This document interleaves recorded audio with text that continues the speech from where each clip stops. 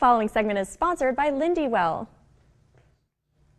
Well, many of us feel almost constant stress about what we're eating, how we're exercising, or the way we look in the mirror. But there are things we can do to turn that negative self-talk around. Joining us now to discuss is the founder of the award-winning wellness app Lindywell and the author of the new #1 Pilates book on Amazon, Well to the Core. Robin Long, welcome. So good to see you. Thanks for joining us. Thank you. I'm excited to be here. Absolutely. Okay. I love what we're chatting about. What can people do to maintain an effective and realistic approach to their health and wellness? There are 3 tips I want to share this morning that are really going to lean into the word realistic and effective. So the first tip is to recognize and break free of the all or nothing mentality. Many of us get stuck in this all or nothing mentality without even realizing it. So this could look like starting a new diet plan or workout plan, and when you can't stick to it perfectly, then you throw in the towel altogether. It could also look like feeling like a workout has to be an hour and hard and sweaty in order to be worth it. And if you can't do that, then you don't do anything at all. Which leads me to my second tip, which is to start small and to create realistic small goals that you can actually stick with.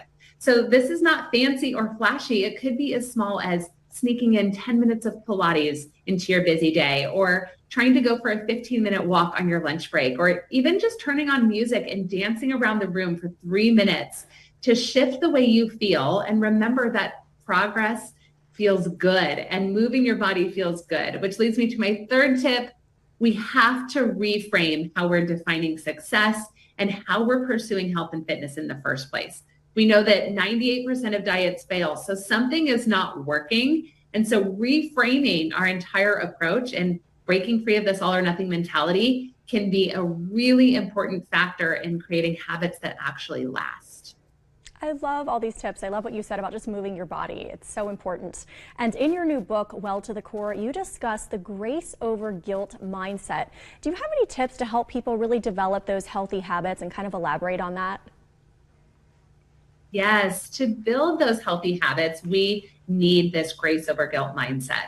So again, many of us get stuck in perfectionism, or when we set out to do a new workout program or to change the way we're eating, when we don't stick with it or we have an off day, we feel really guilty, or we get stuck in feelings of guilt and shame. And then as a result, we kind of get stuck there and we don't move forward. Grace over guilt allows us to extend compassion to ourselves, be kind to ourselves on the process. We're just human. We're all going to have off days. And when we embrace this grace over guilt approach, we really actually feel more motivated to start fresh the next day rather than getting stuck in those feelings of guilt and shame with that loud inner critic that keeps us stuck. Such important words and such important reminders. We all are our own worst critics, so I love the messages that you are sharing with us. Thank you for joining us, Robin. It's been so great to have you on. Thank you so much for having me.